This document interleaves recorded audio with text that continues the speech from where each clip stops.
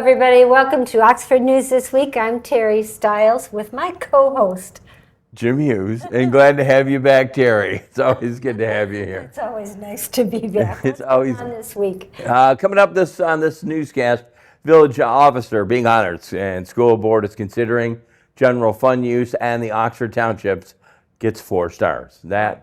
All that and more. The Oxford News begins right now.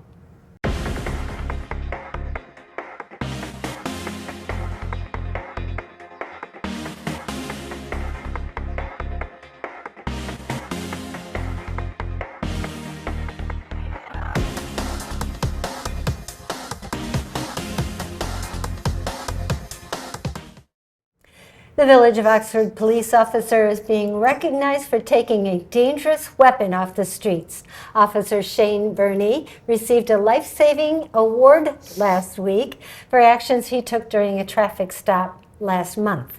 According to Oxford Police Chief Mike Sowald, Burney stopped a vehicle for running a stop sign and found the driver had multiple outstanding warrants from several agencies. He also found a stolen AR-style rifle that had been modified into a handgun.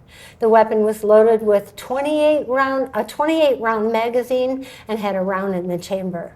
Also in the car was marijuana, a digital scale, and cash. The driver was taken into custody and the vehicle impounded. Chief Sowald praised Burney's outstanding police work, saying his actions potentially saved lives. Jim?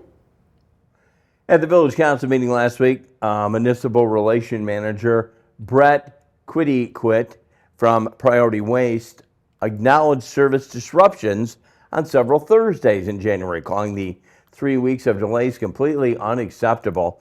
New General Manager James Taylor, who recently took over for the company, Brown Road Yard, and formerly worked for GFL, said experienced crews have been reassigned to familiar routes and the correct numbers of trash, recycling, compost trucks are now in place. Since the changes, he says services have improved. Priority Waste took over the village's residential contract from GFL back in June of 2024. Terry?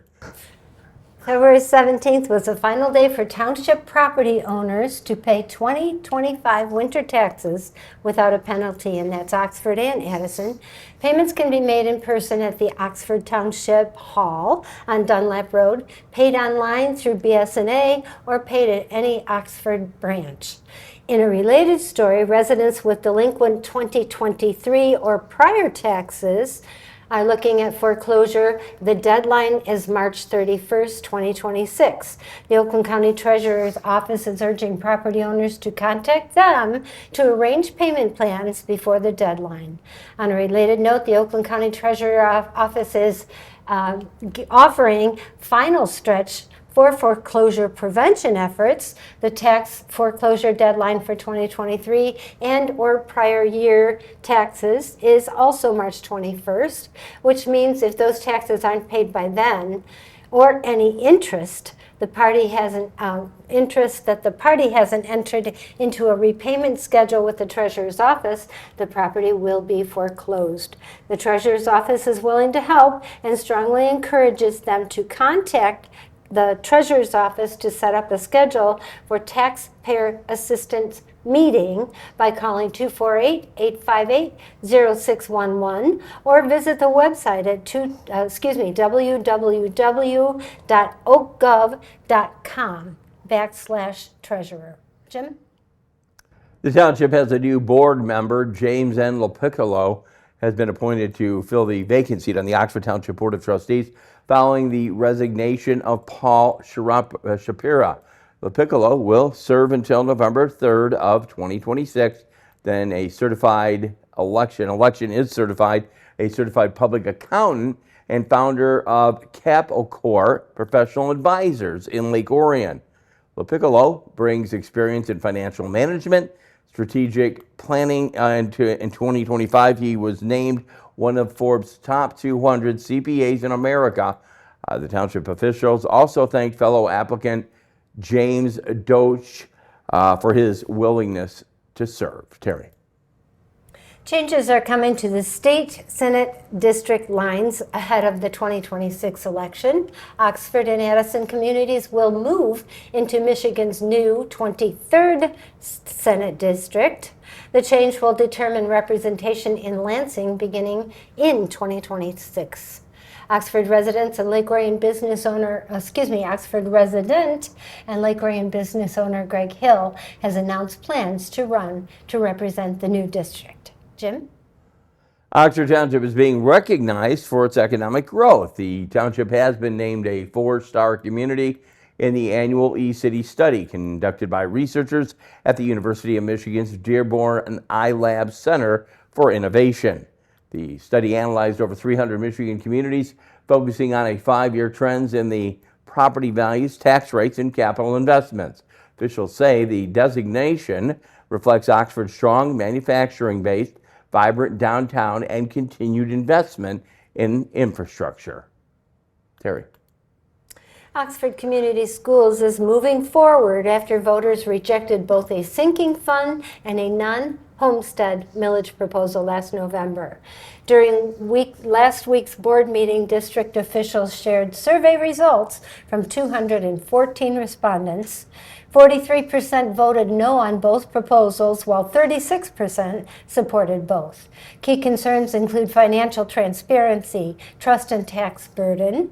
Officials say they plan to place only an operating millage renewal on the August 2026 ballot. The current 17.3 mills expires in December of 2026. If the renewal fails, the district projects approximately $7 million in budget cuts. Might want to think about it when you vote. Jim? In related school news, the Oxford School Board is actually considering a one-time transfer of nearly $2 million from the general fund to cover the urgent capital improvements. Finance Director Courtney Mikowski says the move would address immediate health and safety concerns, including door locks, boilers, roof repairs, after the sinking fund proposal actually failed in November. If approved, the transfer would reduce the district's fund balance to $15 million, roughly 13% of the annual expenditures. Officials are stressed that this is a temporary solution, not a long-term funding. The board expected to revisit this proposal in their February 24th meeting. Terry. Important programs like the Oxford High School Theater Program is bringing Disney's Frozen to the stage. The production opens Friday the 20th at 7 p.m. with additional performances running through March 1st. Students say audiences can expect impressive staging and musical performances that differ from the animated film. Tickets are available at ohsmusical.com. Jim? Let it go. The Oxford Community School is hosting 2 threat evaluations for reporting overviews, or TURO, training sessions for the public.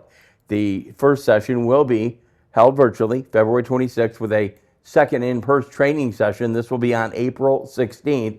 The training developed by the U.S. Department of Homeland Security focuses on identifying concerning behaviors and preventing violence while respecting civil rights. Again, probably a good program. Terry?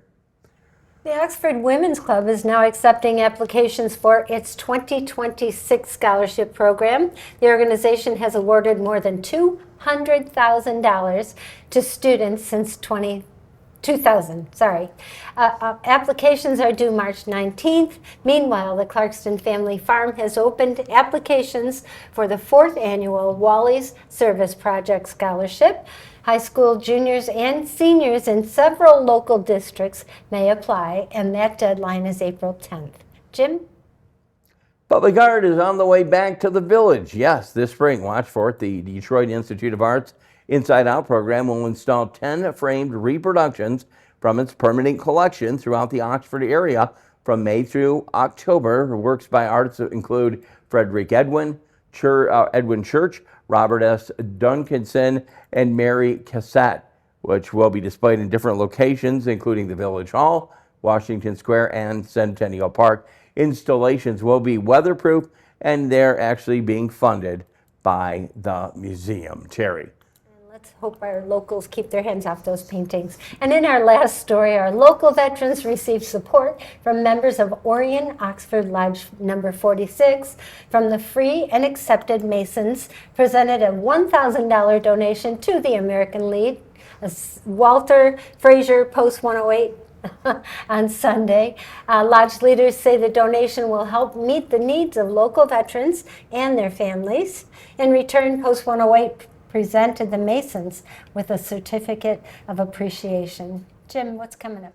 Well, we got something coming up, but yeah, looking forward to the art being around Oxford and stuff like that. No, hey, I tell you, we had a lot of news there again. And We did. hey, what are you reading? What's going on? Tell the gang. Right now I'm reading a book by Sylvia Brown. She was, I lived with her daughter in California, so I wanted to. Oh, she wrote okay, she wrote a book. Okay. She wrote 35 of them. 35, and you're reading one of It's 35. the one about her life, and it's pretty interesting right now. So, Are you in the book?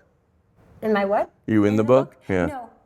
And like episode talks about 36. a sister that's in the book, but different name. Yeah. And I think she only had one sister, but I'm not sure. It's an interesting story. Oh, very cool. Sylvia Always want to know what Terry's reading. It's our unofficial little thing there. Coming up, Dave Kenny with Auto Talk, Science in the News, Sports with Jim Hughes. That would be me. And look, our Behind the Lens segment kind of touches home just a tad. We're looking forward to that. We're not going to tell you. You want to watch Behind the Lens. It's coming up at the end of this newscast. Thanking our own Dan Weiss for running the board back there. We'll be back in a moment on Oxford News This Week.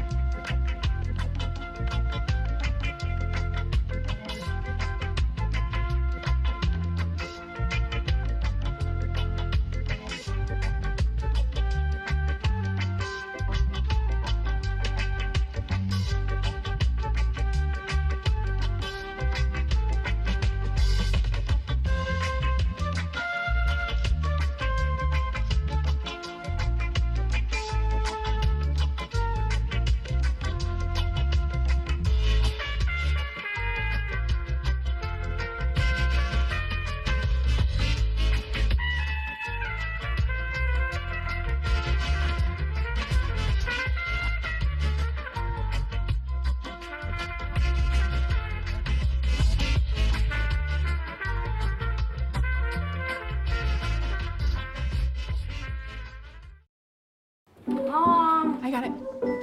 What are you doing in there? I got stuff. Are you a dog?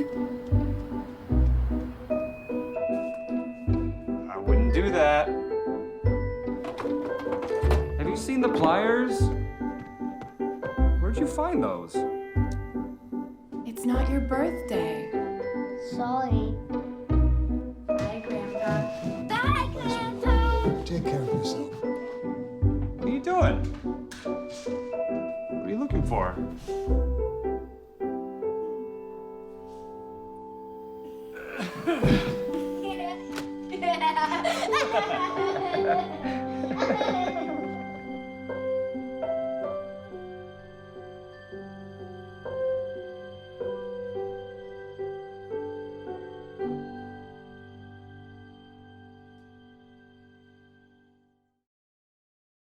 Welcome to this edition of Auto Talk. I'm Dave Kenny, and this story is taken from Automotive News. With the arrival of the 2026 Toyota BZ Woodland, Toyota's dealers may find out just how much the badge on the front of the brand's vehicles is worth, at least when compared with partner Subaru. The two brands have jointly developed their EV offerings to cut costs and better manage the introduction of the technology to consumers. They have each dedicated manufacturing facilities to build electric vehicles, first in Japan and soon in the United States. Though the jointly developed EVs share most physical characteristics, they do differ in some software offerings such as their infotainment systems. The 2026 Toyota BZ Woodland is built for the brand by Subaru in Japan and is a sibling of the nearly identical Subaru Trail Seeker. but product planning choices give the Subaru an entry price that's more than $5,300 lower, reflecting the availability of a third trim level instead of the Woodlands 2.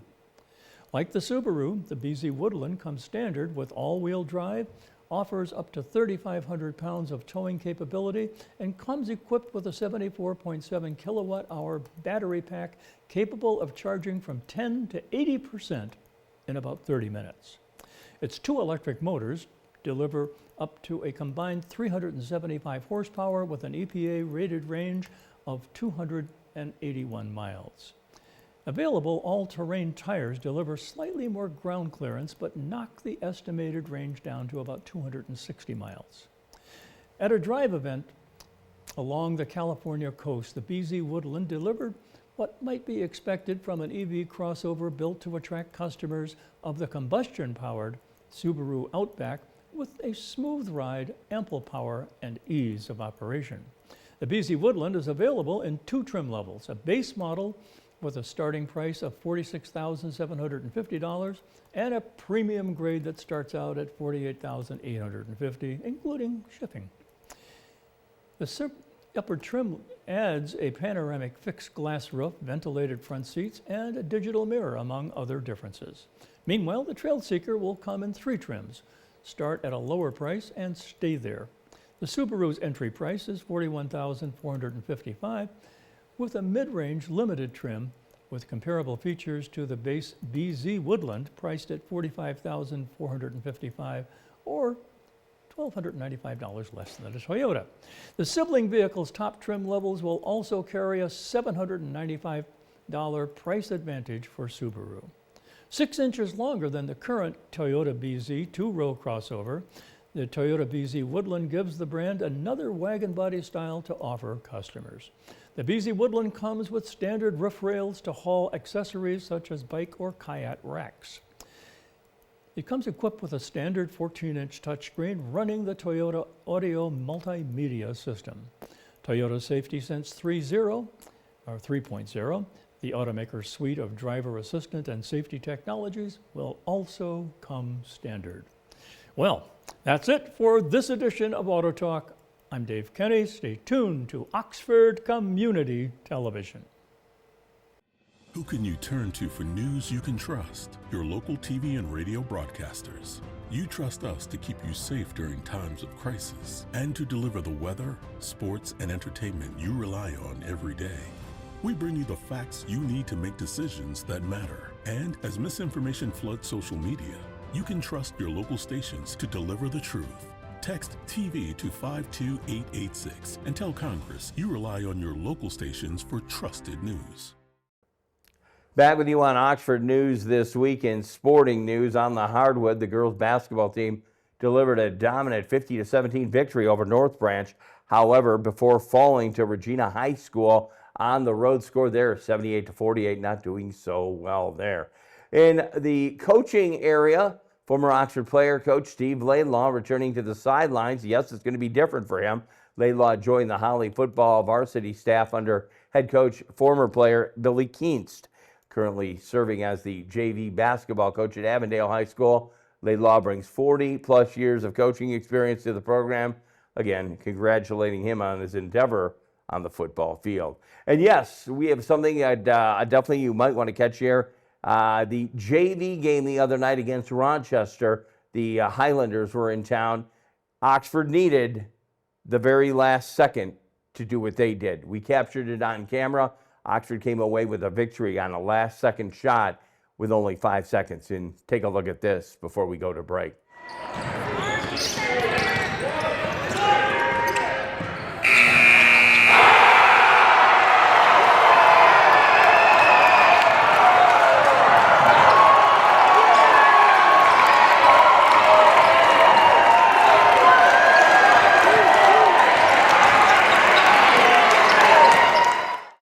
Hi, I'm Peyton Manning, and I'm partnering with the American Red Cross this year to tackle blood shortages. Giving blood's important because every 2 seconds, someone actually needs blood, and unfortunately, only like 3% of the U.S. population donates. So we have to step up to give and to make sure there's plenty of blood available for those in need. Visit redcrossblood.org to get in the game and make an appointment to give. Welcome to Science in the News. I'm Dave Kenny, and this story is taken from New Scientist. A first-of-its-kind inhalable gene therapy for lung cancer that genetically modifies people's lung cells has been fast-tracked towards potential approval after promising clinical trial results. Very encouragingly, the hypothesis was proven that there was actually shrinkage of the tumors in the lungs when Wee Ma at Cleveland Clinic in Ohio told a recent meeting of the American Society of Clinical Oncology in Chicago.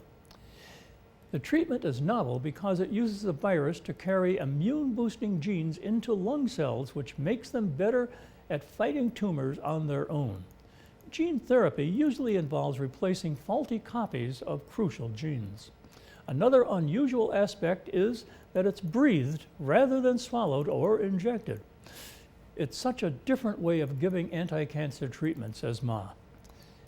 The advantage of this mode of therapy is that it gets the therapy directly into the lungs. One reason why lung cancer is the deadliest form of the disease is that treatments given orally or intravenously struggle to make it to the lungs. The new therapy contains a herpes virus that has been modified to make it harmless and unable to spread to other people. The virus is tasked with dragging two genes, one encoding the protein interleukin-2 and the other encoding interleukin-12 into the lungs. These are naturally produced in the body and help suppress tumor growth. However, tumors often fight back and deplete them, so the gene therapy is designed to restore their production. Since 2024, Ma and his colleagues have been testing the gene therapy in people with advanced lung cancer who have exhausted all other treatment options. To administer it, a liquid containing the gene therapy is nebulized, meaning it's converted into a fine mist that people directly inhale into their lungs from a device. At the oncology meeting, Ma announced that the gene therapy had reduced the size of lung tumors in 3 out of 11 people and stopped them from growing any bigger in another 5 people. Some patients experienced side effects like chills or vomiting, but no severe safety concerns were identified. Based on these positive results, the gene therapy received Regenerative Medicine Advanced Therapy designation from the U.S. Food and Drug Administration this week. This means the agency will seek to expedite its approval so patients can access it as soon as possible. One drawback of the gene therapy is that it only targets tumors that are confined to the lungs and not when they have spread to other parts of the body. To address this, Ma and his colleagues are now testing it in combination with immunotherapies and chemotherapies in trials that will involve about 250 patients. Crystal Biotech, the company that developed the gene therapy, previously created the first approved gene therapy that is rubbed into the skin. This uses the same modified herpes virus to carry collagen genes into the skin of people with a rare blistering condition called recessive dystrophic epidermolysis bullosa, thereby helping to repair their skin. The company is also working on inhalable gene therapies for cystic fibrosis and a generic lung condition called alpha-1 antitrypsin deficiency. And the work goes on. Well, that's it for this edition of Science in the News. I'm Dave Kenny. Mom, I got it. What are you doing in there? I got stuck. Are you a dog? I wouldn't do that. Have you seen the pliers? Where'd you find those? It's not your birthday. Sorry. Bye, Grandpa. Bye, Grandpa. Take care of yourself. What are you doing? What are you looking for?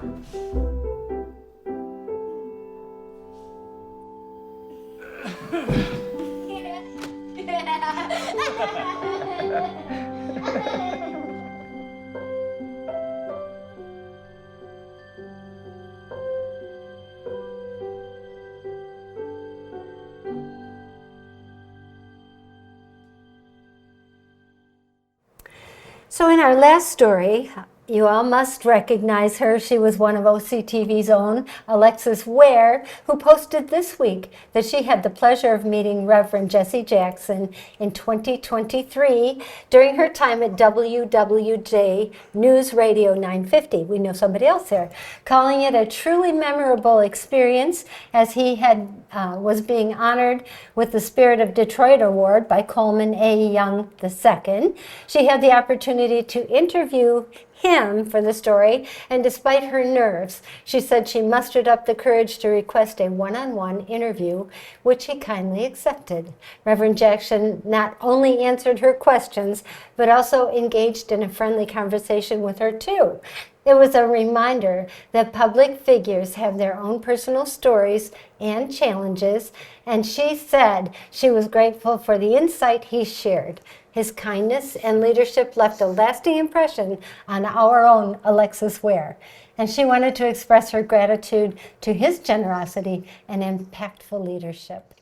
That almost makes me cry. Well, yeah, I mean, with the passing of him this week, and then, you know what, I kind of knew she had met him, but then I kind of forgot when she posted that. We were reminded of that, and I mean, to think, she, one of the many that have passed through the doors here at OCTV. She went on to other TV stations, and then she came to the radio station I worked for, and then now she works as an administrator for the city of Detroit. I mean, Alexis having a great, yeah, I mean, that would be a little intimidating to go up to Reverend Jackson and asking. I mean, it's just phenomenal. He, he met world leaders. I mean, worked with, of course, Martin Luther King. And, like I said, and you go back to the communication part of it, I thought about that this week. I mean, she started here, okay? Yeah. And then she moved on and then came back again and had been at many TV stations and made a career out of this. We've had a few people do that. Some people that, maybe they didn't make a career out of it, but it was a nice stepping stone. So that's why I think public access stations in your own community are so very important. At not only our station, and we've had at least 6 go on to bigger and better. Right. But Lake Orion has kids all over the country that they interned and they mentored, and that's just 2 stations. Well, back when you and I we went to Specs Howard, okay? There was a Specs Howard. Did they get you the job? They got you in the front door. You had to make your talent. Okay, there's no more Specs Howard anymore. No. And, I mean, to go into the media field, it is kind of a challenging thing right now. But, I mean, this is a great outlet. I mean, like I said, it's just the challenging times of streaming, and it's just not, I mean, I feel bad about that. So I'm just going to touch on that a bit, and then I know we have to wrap it up, but the people that are changing over from traditional cable delivery systems like Spectrum Charter, Roku. They're switching over to Roku and streaming, and so we're losing our funding because of that. Yep. So the writing's on the wall. You will no longer have a TV station unless we figure out how to generate revenue. Yeah, we definitely have people that need, they make an income from this. I mean, some of it, I mean, we have a good volunteer base, but we can't even generate a volunteer base if we don't have that income coming in. And like I mentioned this before, and I mean, in this challenging time to ask people for money is maybe if you do stream and, you have a youngster that plays up at the school, or maybe they're in a performance or whatever, maybe make a donation or something. You could do that. We're going to figure an outlet for that. Anyways, I know Terry and I have been beating that one, but we definitely would like to see this thing flourish. I mean, we've been here part of it for 35 plus years, and we'd like to see some more talent out of here. And again, this goes back to Alexis and the many others that have made their way out. Okay, I think I did it, right? OCTV can actually be viewed on Spectrum Charter Channel 191, Channel 99, they're paying, AT&T Uverse paying. Check us out on YouTube, Facebook, Rumble, on the Amazon Fire Stick, or Roku. Now, if you get any one of those and you feel you'd like to help us out, you could help us out. If you have any show ideas and you'd like to volunteer here at OCTV, we have plenty of them. Got to thank Mr. Meyer for that wrestling stuff. Give our office a call at 248-628-9658. Special thank you going out to our director-producer today, Dan the Man's Weiss, who brought the green apple, for station manager Terry Stiles, everybody here at OCTV. I'm Jim Hughes, hoping you have a safe week. And we invite you back next time when both of us will take a look at Oxford News this week.